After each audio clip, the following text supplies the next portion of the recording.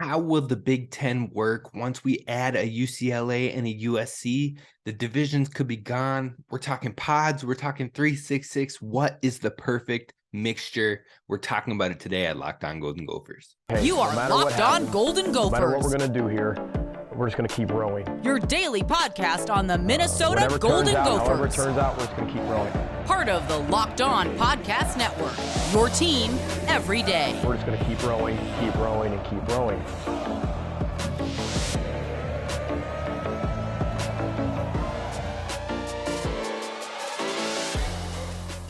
You're listening to Locked On Golden Gophers, part of the Locked On Podcast Network, your team every day. My name's Kane Rob, host of the podcast, former collegiate football video coordinator and recruiting assistant, here to talk Golden Gophers with you each and every day of the week, Monday through Friday. Now we're covering every day of the week and the weekend through the end of February. Make sure you got all that Gophers goodness. And so let's make it happen. Be sure to hit subscribe over on YouTube so you don't miss any of the latest episodes. Tell a friend about the show. Let me know what you're thinking in the comments. Let me know the topics you want to hear, and we'll make sure that is covered here at Locked On Golden Gophers. Now, this episode is brought to you by FanDuel Sportsbook, official sportsbook of Locked On. Make every moment more. Visit FanDuel.com/LockedOn today to get started. Now, like I said, we're talking about how is the scheduling going to work, especially in football, when it comes to adding UCLA and USC to join the Big Ten Conference. Most likely, it means getting rid of the divisions. But if you want to keep it that way, you have the options of the divisions, you have the option of pods, you have the option of 3-6-6 scheduling, which people probably don't know about, but we're going to talk about that in depth today. Now, what are things to keep in mind? Well, through all of these, you want to keep in mind location, you want to keep in mind scheduling, you want to keep in mind rivalries, and I don't think any of those can go overstated. So when it comes to location, you're looking at things like intrastate battles. You're looking at things like geographically, where are the schools at? What regions are the schools in? Are they coming from the East Coast to the West Coast? You wouldn't put a Penn State and a USC together when they're traveling the furthest of the teams, would you?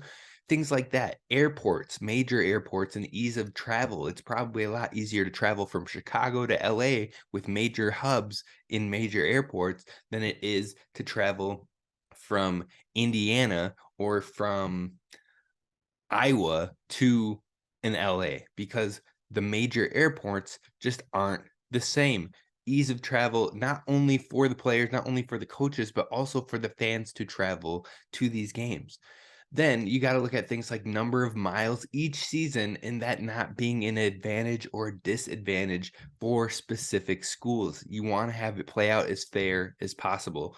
And then lastly, for location, the implication of non-football sports as well, because yes, football is the big deciding factor in this, being as it brings in the most money for a majority, if not all, of these academic schools, of these sports programs, but it also goes beyond that. The basketball, who is playing more games more frequently and traveling more, volleyball, similar thing. Like, there are other sports that you still have to have in consideration if you're going to make it more of a all-round type effort.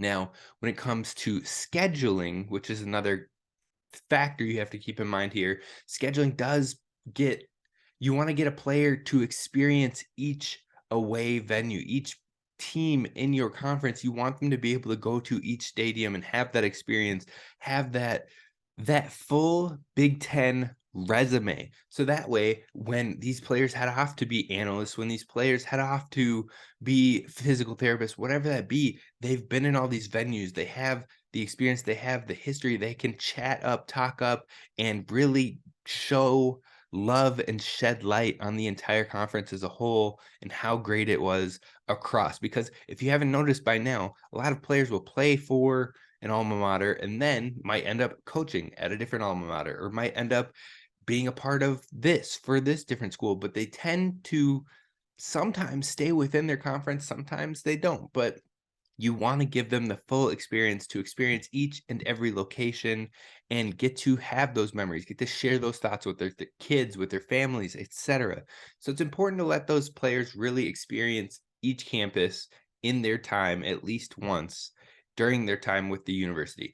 On top of that, you have to play each conference opponent. On top of that, you still want to get some non-conference games in there when it comes to football, just for the excitement, just for the testing of different conferences and being able to prove that you're a more top dog conference at times. And then players from those Western states, they're still going to want to have home games in their time. They want to, even if they're not going to UCLA, a USC, like to be able to go and play back in California, which isn't an opportunity many Big Ten players get right now. So you now recruit a kid from California, you're going to at least get to California in these next few years during their time. It's along with like a Las Vegas, at least their family can travel to something closer, something like something actually attainable like a California, as opposed to all the way to Minnesota, all the way to Wisconsin, all the way to Iowa, all the way to Rutgers. You see the thing here. Now, on top of that, you've got times of the games themselves, East Coast time, West Coast time. How is it playing out? Those are all factors to consider. And then finally, the point that might be one of the most important is the rivalries. Do you keep the main rivalries intact? I feel like you have to, especially the ones with trophies, especially the ones with long storied histories. Minnesota versus Wisconsin is one of the longest, if not the longest rivalry in college sports. You can't break that up because, oh, well, geographically, it makes more sense for Minnesota to be here with the furthest west and Wisconsin the next furthest west. No, you got to keep those type of rivalries intact. Ohio State versus Michigan, Michigan versus MSU, IU versus Purdue, which is like one of the only real deep-seated rivalries that Purdue has at that football level for a big-time trophy game. Iowa versus Nebraska has been growing. Iowa versus Minnesota is big time. Those are things you have to keep intact. So looking at all of that, considering all those factors, and then looking at pods that try to keep that intact, and when I say pods, people might be saying, well, what are you talking about with pods? Well, right now we have two divisions. We have an East division, we have a West division. But when you add two more teams, it doesn't work out as smoothly to have just two divisions. It's an option still. You could have divisions of 8, but it makes scheduling a little harder. It makes it tough to make everything work out smoothly. But if you move to a pods format, which is groupings of 4, so 4 teams in each pod, 4 pods total, then you still come into and encounter some issues. But the best pod situation that I have seen so far would be pod 1 being Minnesota, Iowa, Wisconsin, and Nebraska. These are all, but the problem with this, you're keeping the rivalries intact. You're keeping a lot of key games together, but these are also the furthest schools west that would probably be the most close in proximity when it comes to these LA schools. Then you look at pod 2, USC, UCLA, Northwestern, Illinois. It's kind of a cakewalk for the California schools just as currently built, but the positive of this one is that you have major airports in the Chicago airport and the LA airport. So travel itself should be relatively smooth compared to some of the other schools within the Big Ten. Pod number 3, we got Michigan, Michigan State, Ohio State, and then Indiana. Now, competition-wise, this is probably by far the hardest one. But on top of that, I feel like you're already breaking up a rivalry interstate with Indiana and Purdue that you don't want to do, but it comes to the point where if you move any of these other teams, you're going to lose one of those rivalries, and it's not fair to just take one from the other school. So that's an issue there. And then the last pod, you got Rutgers, Penn State, Maryland, and Purdue. Now, again, it splits IU and Purdue, which was on that list we discussed. But again, these are more of the furthest east in the grouping. So overall, each pod kind of has a flaw. There are drawbacks that don't make sense. But what also do you do when you have a winner of each pod? So you have 4 winners of each pod. How do you get to a Big Ten championship? Do you have 2 winners play each other and the winners of those winners play in the Big Ten championship? Or how does it work? On top of that, do you play every pod then and that's basically your schedule when it comes to 12 games? Or are you still playing a non-conference in 2 other pods? what is going on as far as that? And then the rivalries that aren't in your pod, are you still finding games to work that out? How does it rotate so that way you play an opponent both on the road and at home over a student's time span there? It just gets messy. You see the questions, there's flaws, there's many what ifs, there's many questions. But overall, I think there is a system that is much better, much cleaner, and it should be the absolute future of the Big Ten scheduling, and that is the 3-6-6 scheduling, which is what we're going to talk about coming up next. First, let's talk about our friends over at FanDuel. It is the midway point of the NBA season, and now is the perfect time to download FanDuel, America's #1 sportsbook, because new customers get a no-sweat first bet up to $1,000 in bonus bets. That's bonus bets that you get if your first bet doesn't win. So you're a winner either way. All you have to do is download the FanDuel Sportsbook app. It's safe, it's secure, and it's super easy to use. And then you can bet on a money line, point scores, threes drained, you name it. Just pick the line that you think will help you win and go from there. Now, it could be as simple as a total score. It could be as simple as just a straight up money line on teams. But you know I'm always rocking with my Celtics, so that's who I would be looking at to find the numbers that I think can be stretched out the most. If Jaylen Brown isn't back, which I believe he's going to be, thank goodness, but if he wasn't back at this time, maybe I would dive into that Derek White numbers, because he had absolutely been going crazy in his wake. It's simple and it's easy to do, so don't miss a chance for your no sweat first bet up to $1,000 in bonus bets when you go to FanDuel.com/lockedon. That's FanDuel.com/lockedon. Make every moment more with FanDuel, the official sportsbook of the NBA.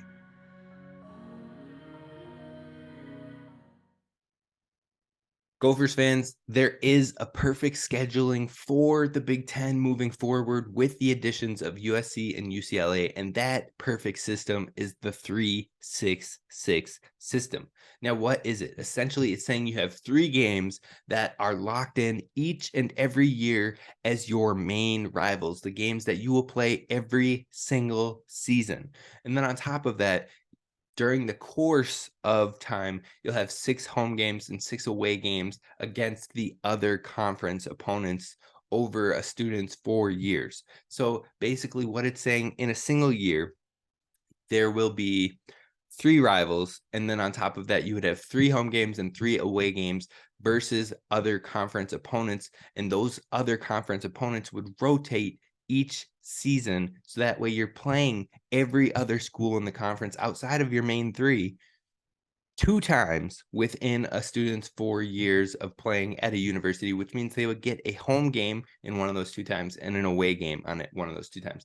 Therefore, you're covering getting to every single one of those campuses, like we said. You're covering playing every single opponent, like we said, and it is probably the most fair when it comes to you're seeing the scheduling. It's not advantageous for anybody. We're not hearing too much about, oh, well, there's an easy schedule for the Gophers every single year, or there's a hard schedule for Nebraska every single year. Like, no, it's a way to put more parity within the conference. Now, there has been some talk about, well, within those 3 rivalries, you could do 1 static rivalry that you always play for the end of time, and 2 rivalries that rotate every 4 years. Now, I'm not a huge fan of that thought process. I think you stick with the 3 rivals, because if you do the 2 rotating, you could end up rotating out one of those very important rivalries that has been developed over decades and decades, that players, fans, and coaches alike want to be in each and every year. So keeping those together is more important to me.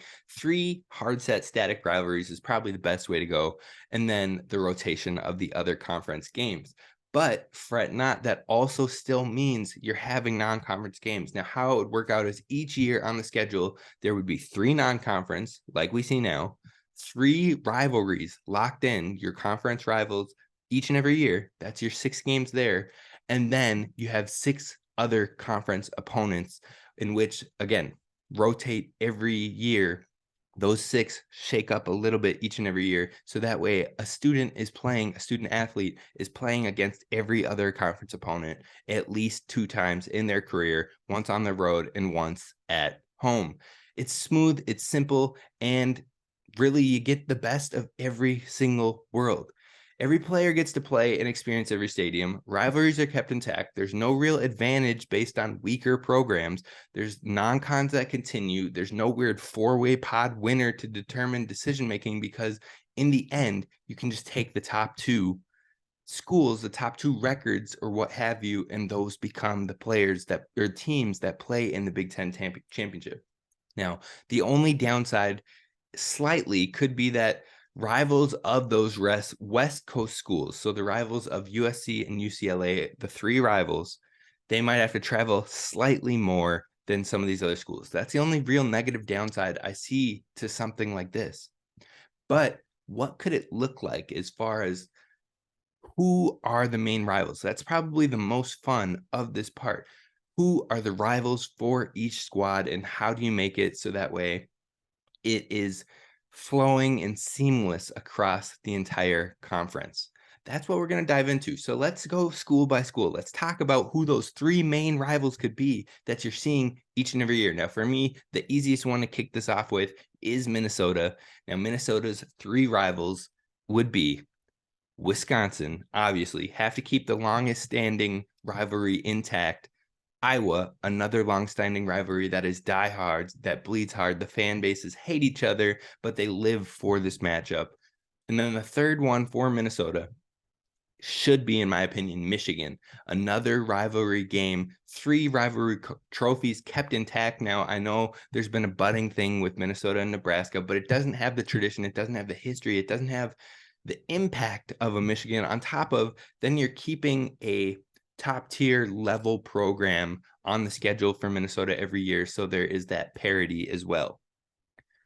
Then moving over to Wisconsin. Now you've already heard two of them within this, but Wisconsin's would be Minnesota. We've just talked about that. Iowa, which again, a long-standing rivalry that has so much history, so much passion, so much energy behind it that you just can't split it up. But then I've put a developing rivalry for their third one in Illinois. Now, it might start off with something like, because Greg Bielema, the coach, came from Wisconsin, it feels like there's been a budding rivalry developing there. So that could be the new third one. Now, I know they've had something with Nebraska. I know there's been little spats here and there with other squads in the Big Ten, and they'll still have the ability to have those as they move forward. But I think for the parity's sake, for having every school have a three main rivals, the one that works out the cleanest, in my opinion, is Wisconsin taking on Illinois, and hopefully that rivalry can bud even further than the coaching shift that we saw from an old Wisconsin coach taking over the helm at Illinois and kind of stamping his legacy, stamping his mark, going back to Camp Randall and taking a dub. Well, now you can inflame those fires and make that rivalry grow even more with this type of schedule. The next squad we'll talk about here is Iowa. Now, we've talked about two of Iowa's rivals already with Minnesota in the trophy game. Of course, Minnesota needs to get that trophy back, but it's one you can't break up. Iowa and Wisconsin, we've got that staying as well. And then the final rivalry game for Iowa is Nebraska. Now, of the Nebraska rivalries between Minnesota, between Wisconsin, between Iowa, I definitely think that Iowa one hits the deepest. And so you have to keep something like that intact. So that was one that we had to do. Iowa staying with those kind of Midwest groupings for their three rivals. But again, you would get all of the other conference opponents throughout the rest of the scheduling. The next school to talk about is Nebraska. Now, Nebraska's is very interesting to me because when you think about Nebraska, Nebraska is a team that, even though they've been struggling, even though they haven't had the success that they've had in previous decades, they are a storied program. They have a massive fan base, a huge following that goes everywhere they go. It travels well. And you know what? Respect to that. They're going to have major games on the TV schedule because they are Nebraska. So it leads itself to some of these interesting rivalries I've thrown in, especially because it is the furthest west of all of the other schools in the Big Ten. So I've got both the California schools coming against the Nebraska in UCLA, in USC, and then in Iowa, which we just revisited as probably their staple of their current rivalries within the Big Ten. So the UCLA and USC, not only are they the furthest west, so they're the closest in proximity, but those are all major brands. They're all games that the TV networks are going to want to have all the time. And so it helps thrive and helps grow that Nebraska market as far as the demand that's coming from it because it has such a big fan base. But on top of that, it helps give these TV stations and the Big Ten deal more of what they will be looking for in specific because of the major program that it is and getting them in some of those LA markets. So Nebraska's 3 would be UCLA, Iowa, and USC. Now, looking at the California schools, we'll start out with USC, and USC, we just talked about Nebraska, would be one of theirs. Now, of course, the other school, which they already have a diehard rivalry with in UCLA, would be on there. The intrastate California battles, the pairing that had to come together to the Big Ten, you got to keep them together moving forward. So absolutely, UCLA and USC would be staying together, hands down, bar none. Number one option. You throw in Nebraska for the reasons we just talked about. And then the third and final one, I think, would be started due to the TV markets, due to the high caliber, due to trying to start a new budding rivalry. You throw in an Ohio State.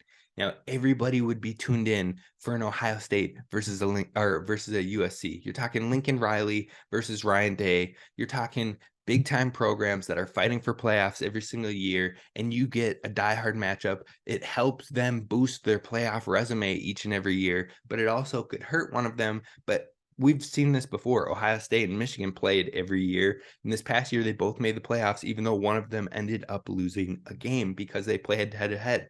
But people want to see a matchup like this. And also, it can really put the stamp on who is the best of the best in the country, setting yourself up for a rivalry like that each and every season.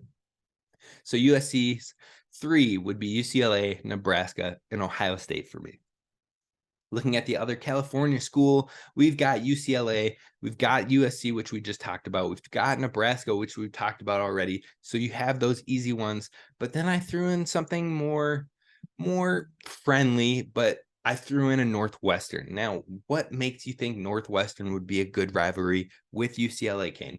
Well, like we talked about, the airports thing could be huge as far as travel goes, as far as building that Chicago market to the LA market and helping Northwestern on that front, because Northwestern hasn't been a power player, a big program that is getting a ton of TV love outside of a handful of seasons, maybe a couple, maybe 3 seasons.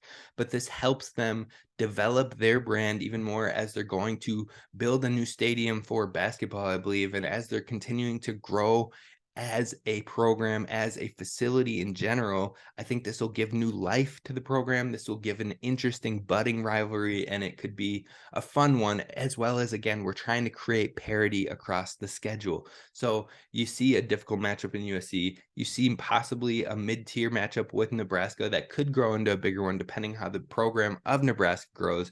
And then maybe not an easier, but a more friendly matchup in Northwestern where you don't know what you're going to get from year to year.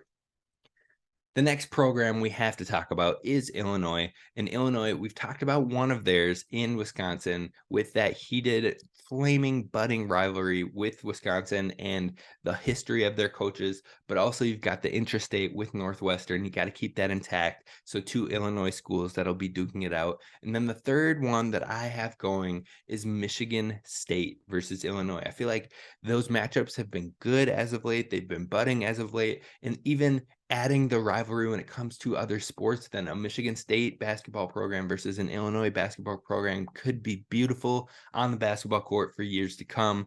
So it just helps build the rivalry of these teams even further beyond football. And I think that would be a good one, as well as keeping that parity across the league. Moving on to the other Illinois school, we got Northwestern. We've talked about a couple of theirs. We've talked about Illinois and the intrastate. We've talked about the new one with UCLA, the ease of travel between those schools from LA to Chicago. And then I've got Northwestern taking on Purdue. You're keeping on the ties of that Big Ten West and how they saw each other from years to come, and also keeping parity across. So there's a little bit more free flowing and question marks between some of those matchups moving forward. Moving on to IU, Indiana, you got to keep the interstate. You got to keep the old Oaken bucket with IU versus Purdue. So we got that on lock. Then you got IU versus Michigan State, which again has been a budding one.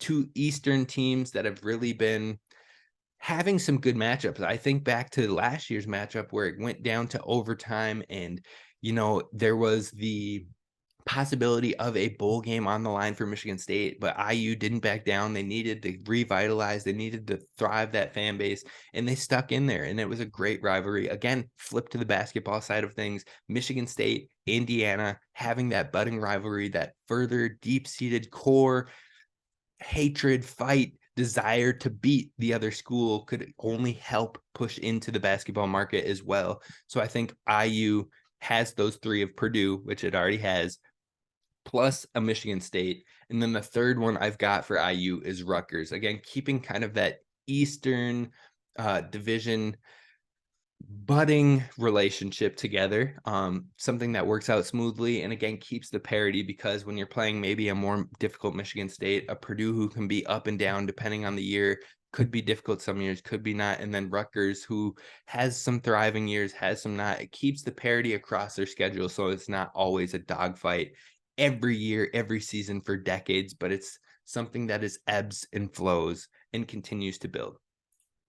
Now, Purdue, we've talked about two of theirs. We've talked about IU, which is the intrastate, got to keep it together. We've talked about Northwestern, coming from a little bit of the Western Division buildup, but also just what makes sense and continuing to keep the flow across what has to be. It's not like we can put everybody against Michigan, everybody against Ohio State. So these are making the most sense to me regionally, about what's happened in the past, all of that put together. So you've got Northwestern, you've got IU, which we've already talked about. The third school that I have is Maryland. Now, Maryland and Purdue over the last two seasons especially have put together some fire matchups, some matchups that have gone down to the wire, that have been nationally televised games, at least last year it was. So I think that can continue to grow and develop, and they're further on the actual East Coast regionally. So I think it will help the proximity of it as well to fan those flames again for a rivalry. Moving on to Ohio State. Now, this one is by far the hardest one to do. It is the hardest to create parity, but they've kind of put themselves in that bucket, being the best team in the Big Ten for years and years and years and years. And you know what? Quite frankly, I'm sick of it. So it's like, prove it. Go through the gauntlet. This is the only squad that the rivalries, it's absolutely not very fair when it comes to parity. So for Ohio State, I had to keep the Michigan rivalry going. It's a need, it's a desire, it cannot be split. So you keep Michigan in their three. Outside of Michigan, I've got Penn State there, because that has been a budding thing over that in that Eastern Division, and top tier programs that can push each other to the limits. I think it's good for the game of college football. And again, these are schools that the nationally televised networks are going to want to have. So giving them it each and every season is something to fan the flames of and really grow and let it happen. Give the fans what they want, give the networks what they want, and let it be a proving ground. And the third one we've already talked about is USC. Again, a similar reason of creating that power brand, creating that television network draw. And so Ohio State here really has the toughest of the tough, the gauntlet of all gauntlets in the Big Ten. And you know what? You've been thriving for decades now. You've been the cream of the crop. You've been getting the best recruiting. So go out there and prove it. Prove your best recruiting is the best in the conference. Prove that your development is levels above everybody else, and go through the hardest challenge each and every season. That's what I've got. And I'm not pulling any punches. I don't feel bad about it. Go out there and prove it. Now, Michigan State is the next school. You got to keep the interstate alive with Michigan. But then we've already talked about IU and how that's been developing. We talked about Illinois as well. So we've got those three locked in. We've seen some good matchups, some good rivalries between these three. And I think overall that can continue to bud for those other ones like at IU, like in Illinois. But you have the one that is a must, that the hate runs deep. We've seen it through fights. We've seen it through some craziness in the tunnels. Michigan State versus Michigan stays intact. Next school is Michigan, that interstate matchup. Now, we've talked about two of these. We've talked about all three already, actually. So you got the interstate with Michigan. You've got one of the best rivalries in college football in Ohio State. And then you got another longstanding rivalry with Minnesota and the Jug. So Michigan gets to keep all of its main rivalries intact, on top of Minnesota keeps all of its main rivalries intact. Wisconsin has most of its. Iowa has all of its. You're seeing that we're keeping all of these main ones intact. It's something fun. There's parity across both of them, most of them, except for Ohio State. Again, we don't feel bad there. So it's a good one. Now, 3 teams left. Marigan. I put Maryland and Michigan together and you get Marigan, but that's not a squad. So we're going with Maryland. You got Rutgers, you got Purdue, you got Penn State. 2 squads that are on that closer regionally East Coast laying. One is kind of not intrastate, but the Penn State and Rutgers, both in Pennsylvania, which is right there next to Baltimore, which is closer to Maryland. So easy for fans to travel to. That's another reason you want to keep some of these new budding rivalries going, is the fans can travel there easier and really help build it up and make it bigger, because the fan bases have more passion in the rivalries themselves. So this will allow new ones like a Maryland and Rutgers, like a Maryland and Penn State, which might have had times where it could feel like a rivalry. Well, it allows them to build that up even further. Now, Rutgers, we just talked about with Maryland. We also talked about them with IU and the proximity and the Eastern Division buildup. But the last one there is Penn State, intrastate again in Pennsylvania, helps build it up. So then that wraps the whole thing up, because the last school we talk about is Penn State, who we've already listed their 3. You get a Rutgers, you get Ohio State, and you get a Maryland. Ohio State being a tougher opponent every year to put your stamp on if this is the big year for you or not. Maryland can be up and down. Rutgers is still trying to find some more success, but it has some parity to it across the entire thing. So that's what we've got. Let me know your thoughts. Let me know what pods don't make sense. And when I say pods, I mean 366 rivals. Let me know which rivals don't make sense. Let me know your thoughts on if this works, if I'm crazy, if there's anything that I messed up, which teams you would swap down in the comments below on YouTube. But I had to dive into the scheduling thoughts because it's coming whether we like it or not. Pods, divisions, 366. Now, there's one clear winner for me here, but I want to know what you think. So I'm waiting to hear, and we'll learn more down in the comments below on YouTube. While you're there, be sure to hit subscribe and drop a like so others can find the video. This is Kane Rob signing off. I'll see you tomorrow. Row the boat, Sky Ma, go Gophers.